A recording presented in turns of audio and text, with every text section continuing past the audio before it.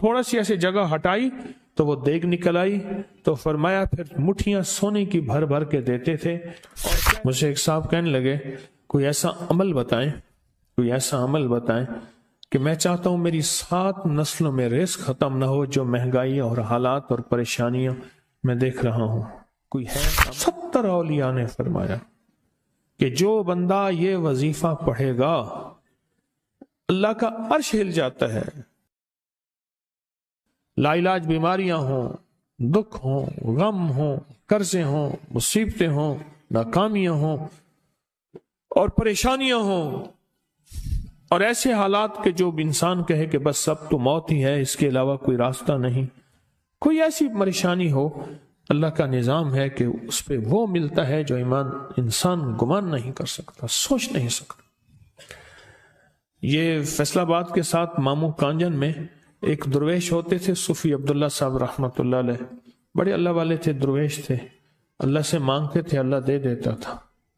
تو مجھے ان کے ایک شاگرد نے بتایا، اردو بازار لاہور میں ہوتے تھے، کہنے لگے کہ میں ایک دفعہ گیا تو مجھ سے فرمانے لگے کہ میرے سارے کے سارے طالب علم استاد جمع ہو کے آ گئے کہ ہمارے جو ہے وہ ہمارے راشن نہیں، کھانا پینا کچھ نہیں، تنخواہیں نہیں ملی، سب چیز ختم ہو چکی ہے، تو اب ہمیں اجازت دے دیں، آپ کے پاس تو ہے نہیں۔ اچھا فرمایا مجھے چند دن دے دو، جتنے اور دن صبر کر لیا، چند دن مجھے دے دو۔ تو فرمایا پھر بیٹھ گئے مصلی، اور جو سورۃ فاتحہ پڑھی نا جب آتے تھے نا، ایاک نعبد و ایاک نستعین، اس کو جو وجدانی کیفیت کے ساتھ دل کی گہرائیوں اندر کے درد کے ساتھ پکارتے تھے، اتنا درد، اتنا غم، اتنا درد، اتنا غم جو پکارتے تھے کہ ایسے محسوس ہوتا تھا کہ زمین ساری کی ساری ہل رہی اور ہر طرف ایک نظام چل رہا ہے۔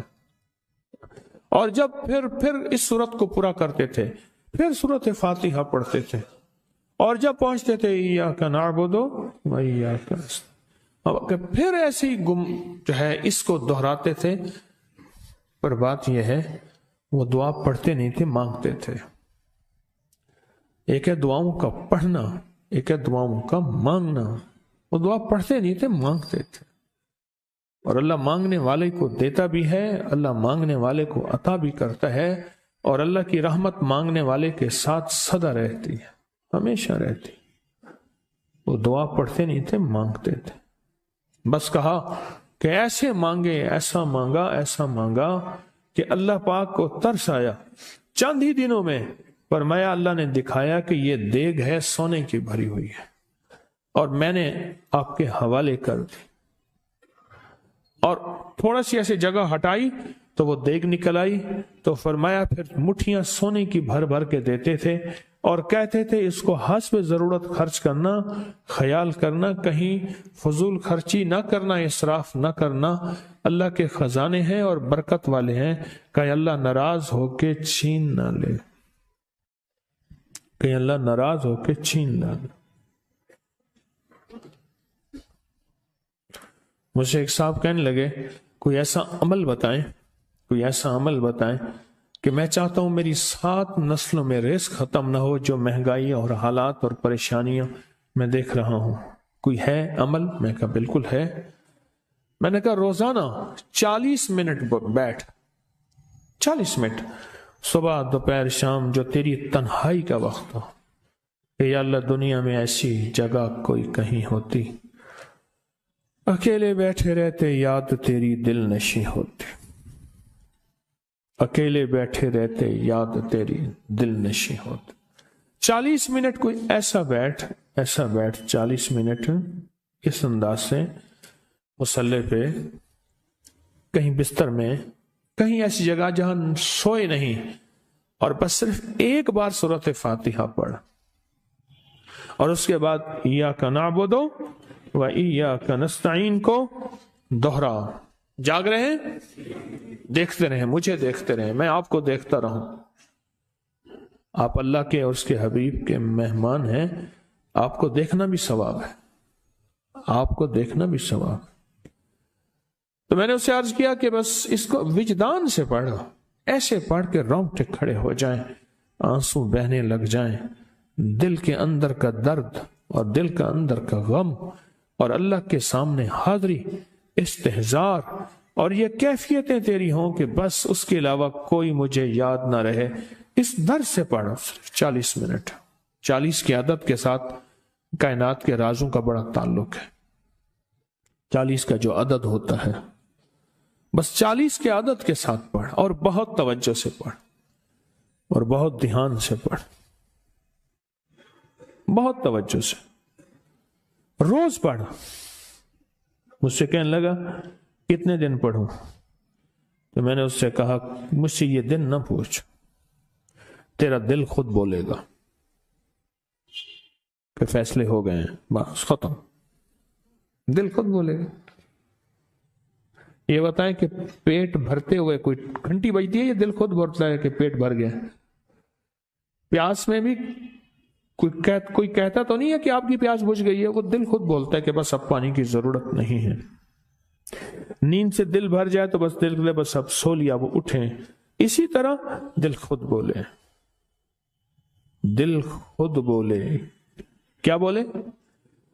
دل خود بولے، اور دل اندر بولے، دل اندر بولے۔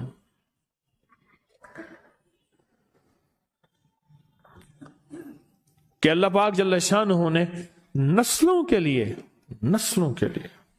رزق کی عزت، دولت، برکت کے فیصلے کر دی، بس دل بولے۔ کتنے دیر کر؟ اب یہ تیری اپنے مانگنے میں ہے، اب یہ تیری اپنے مانگنے میں ہے۔ مانگنے میں کمی ہے تو دل نہیں بولے گا، اگر مانگے گا تو پتہ نہیں دنوں میں یا ہفتوں میں، جتنے میں دنوں میں فیصلہ ہو جائے گا، فیصلہ ہو جائے گا۔ اور میں نے اس سے کہا کہ یہ میرے پردادا کے پردادا کا عمل ہے، ان کا یہ عمل ہے، میرے پردادا کے پردادا کا عمل، جو ہماری خاندانی یادداشتوں میں یہ لکھا ہوا ہے، لکھا ہوا ہے۔ اور فرمایا اگر یہ کوئی بندہ کر لے، اللہ نسلوں کا رزق اللہ سے منوا لے۔ اور میں نے اس سے کہا خیال کرنا، رزق کے روحانی ساتھ منوانا، رزق کے روحانی ساتھ منوانا، رزق کے روحانی ساتھ منوانا، ورنہ دولت، مال، چیزیں مل جائے گی جس کے بارے میں کہا جاتا ہے کہ بعض بندے ایسے ہوتے ہیں اللہ پاک ان سے لقمے نہیں چھینتا، سجدے چھین لیتا ہے۔ اللہ ان سے لقمے نہیں چھینتا، کیوں؟ رزق جسمانی دوسرے لفظوں میں مل رہا ہے، اور رزق روحانی اللہ چھین لیتا ہے۔ یہ جو آج آپ بیٹھے ہیں تسبیح خانے میں اور میں بیٹھا ہوں، یہ ہم روحانی دسترخوان پہ بیٹھے ہیں۔ یہ بہت بڑا دسترخوان لگا ہوا ہے، یہ دسترخوان ہے۔ سنا ہے در یار پہ بڑی دھوم ہے، سنا ہے در یار پہ بڑی دھوم ہے، وہاں عاشقوں کا ہجوم ہے۔ یہ روحانی دسترخوان ہے، میں بھی خود محتاج ہوں، یہ روحانی دسترخوان ہے۔ تو میں نے اس سے عرض کیا کہ ایک دسترخوان نہیں مانگنا، دونوں مانگنا، رزق روحانی بھی، رزق جسمانی تو اس کو ملتا، اس کو بھی ملتا ہے جس کو کلمہ نصیب نہیں ہوا، رزق جسمانی تو اس کو ہی ملتا ہے جس کو کملی والی کی غلامی نصیب نہیں ہوئی، رزق جسمانی تو اس کو ہی ملتا ہے جس کے ماتھے پہ شقاوت لکھی ہے، رزق جسمانی تو اس کو ملتا ہے جو اللہ کا نافرمان ہے، رزق جسمانی تو اس کو ملتا ہے جو اللہ کے وجود کا انکار کرتا ہے، رزق جسمانی تو اس کو ہی ملتا ہے جو آخرت اور قبر کا انکار کرتا ہے، رزق جسمانی تو اس کو ملتا ہے جو جنات اور برزخ کا انکار کرتا ہے، رزق جسمانی تو اس کو ملتا ہے جو خود کملی والی کی نبوت کا انکار کرتا ہے، وہ تو بے بہا لوگ ہیں، ان کو ملتا ہے۔ پر تجھے بھی صرف رزق جسمانی ملا اور اللہ سے یہ منوا لیا، نہ یہ نہ منوانا، اللہ سے کہنا ہے اللہ رزق روحانی بھی دے اور رزق جسمانی بھی دے، دو رزق کٹھے عطا فرما۔ کون سا رزق؟ رزق اور رزق جسمانی بھی دے۔ کہیں ایسا نہ ہو کہ میری نسلوں میں صرف مال، دولت اور چیزیں ہوں اور تیرا نام اور تیرے حبیب کا نام نہ ہو، تیرا نام اور تیرے کملی والے کا نام نہ ہو، تیرا نام اور تیرے دوستوں کا نام نہ ہو، تیرا نام اور تیری آل و اصحاب کا نام نہ ہو، کہیں ایسا نہ ہو میں محروم ہو جاؤں، مجھے آل اور محمد اور آل محمد اور اصحاب محمد کی نسبتیں یہ بھی ساتھ عطا کیے رکھ. میں نے اس سے کہا کہ 2 چیزیں مانگنا. اچھا قدرت کا نظام ہے، کچھ دیوانے بھی ہوتے ہیں، یقین والے ہوتے ہیں، آپ جیسے آپ مخلص بیٹھے ہیں، اور پوری دنیا میں ہمارے ساتھ اس وقت مخلص بیٹھے ہیں جو ہماری آج کی محفل میں شریک ہیں، ہوتے ہیں دیوانے. اس نے یقین سے پڑھنا شروع کر دیا.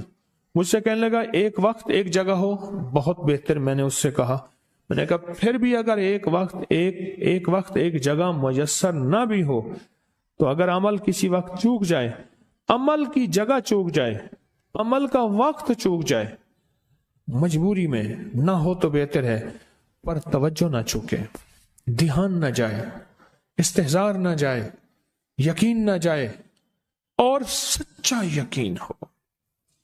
سچا یقین کہ میرا اللہ خود کہتا ہے یہ مانگنا بھی تو اسی نے دیا ہے نا، اسی نے مانگنا دیا ہے.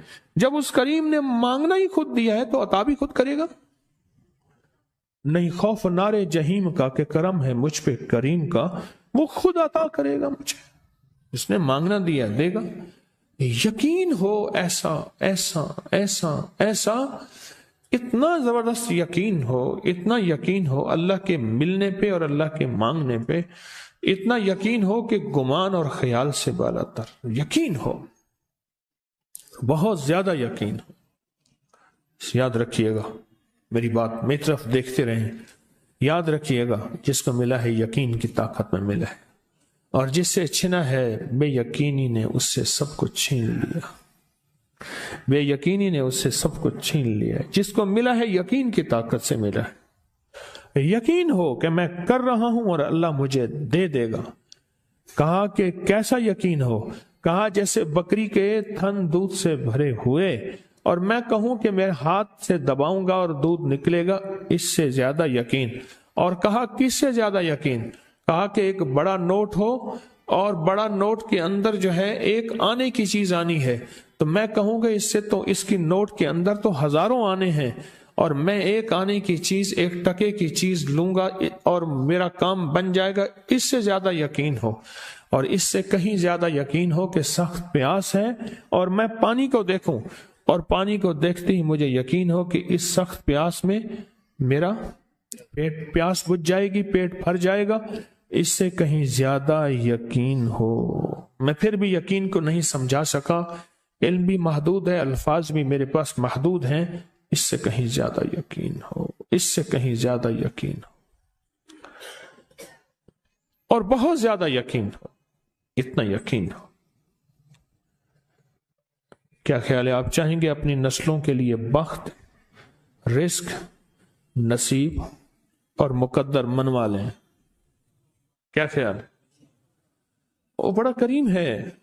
میں نے ابھی نہیں بتایا کہ قرآن کا واقعہ سنایا، حضرت موسیٰ اور خضر علیہ السلام کا قرآن کا واقعہ سنایا کہ ان کی 7 نسلوں کا جو ابا تھا نا، وہ 7 نسلوں میں پہلے والا ابا، دادے کے دادے کے دادے کا دادا، ٹھیک، وہ نیک تھا، وہ دعائیں مانگتا تھا، وہ اللہ کے ساتھ تعلق میں تھا، اس کا تقویٰ تھا. وہ اس کی نیکی کا اثر، اس کی نیکی کا اثر، اس کی نیکی کا اثر نسلوں میں منتقل ہوا، نسلوں میں منتقل ہوا. پڑھ لیں، مانگ لیں، اللہ سے کر دیں کہ اللہ میرے لیے اور میری نسلوں کے لیے رزق روحانی اور رزق جسمانی کے فیصلے کر دیں. رزق روحانی اور رزق جسمانی کے فیصلے کر دیں.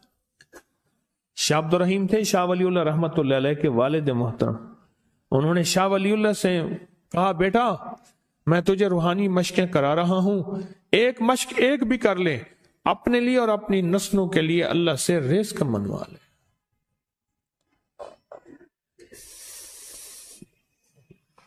اللہ سے رزق منوا لے، اللہ سے رزق منوا لے. تو پوچھا کہ حضرت میں رزق کیسے منواؤں؟ اور میں کہ کچھ وقت ایسا نکالا کر، ایسا وقت نکالا کر 2 گھڑی اور 3 گھڑی کا، ایک ساتھ 2 گھڑی اور 3 گھڑی ایک ساتھ تقریباً 21 منٹ کی ہوتی ہے، تقریباً 21 منٹ کی. 2 ساتیں مل جائیں تو 40 منٹ بنتے ہیں.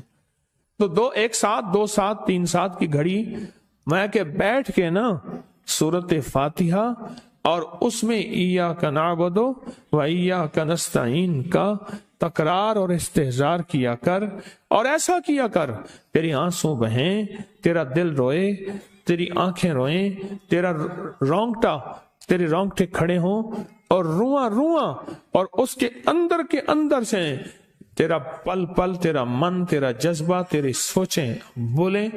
کیا بولے؟ ایاک نعبد و ایاک نستعین. تو ایک میلہ تھا اللہ کے نیک بندوں کا، تو اس میں 70 اولیاء جمع ہوئے. 70 اولیاء جمع ہوئے. ہر اللہ کے ولی نے کہا کہ آپ کوئی ایسا وظیفہ بتائیں، ایسی تسبیح بتائیں، ایسا ذکر بتائیں جو اللہ کے عرش کو ہلائے اور جو اللہ کی ذات کو متوجہ کر دے، جو اللہ کے تعلق کو نصیب کر دے. کوئی ایسا ذکر، کوئی ایسی تسبیح بتائیں. فرمایا سب نے بتایا کہ سورت فاتحہ ہے. اور اب سب سے پوچھا سورت فاتحہ میں کوئی ایسا جز بتائیں جو سورت فاتحہ کا دل ہو. سورت یاسین قرآن کا دل، لیکن سورت یاسین کا دل سلام قولا من رب الرحیم. ہر سورت کے اندر اللہ پاک نے کچھ نعمتیں، کچھ نقطے رکھے ہیں. تو فرمایا سورت فاتحہ کا دل. تو میلے میں جتنے بھی اولیاء 70 بیٹھے تھے، سب نے کہا کہ اگر سورت فاتحہ کا دل پانا ہے تو وہ صرف کیا ہے؟ ایاک نعبد و ایاک نستعین. اس کا مفہوم عام سادہ سے یہ ہے کہ مولا غلامی تیری، در کسی اور کا. جب غلام تیرے ہیں، منگتے تیرے ہیں، بھکاری تیرے ہیں، محتاج تیرے ہیں، پھر در بھی تیرا ہے، پھر در بھی تیرا ہے، اور کسی کا در مولا نہیں ہے، پھر در بھی تیرا ہے. تیرے در کے ہم محتاج، تیرے بر کے ہم غلام ہیں. تو میں نے اس سے کہا کہ یہ وظیفہ کر، سارا دن پڑھی ایاک نعبد، اور کام بھی کرتا رہے، وضو بے وضو چلتا بھی رہے، یہ پڑھتا بھی رہے، پڑھتا بھی رہے، پڑھتا بھی رہے. چند دن چند ہفتے یہ عمل کر، اور رات سوتے ہوئے سورت فاتحہ پوری کر 40ویں، اور پھر درود پاک پڑھتے پڑھتے سو جا.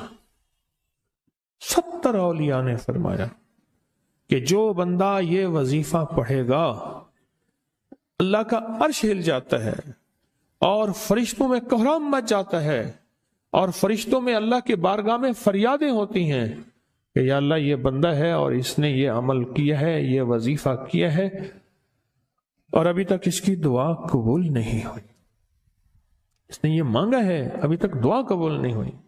فرشتوں میں یہ کوہرام مچ جاتا ہے.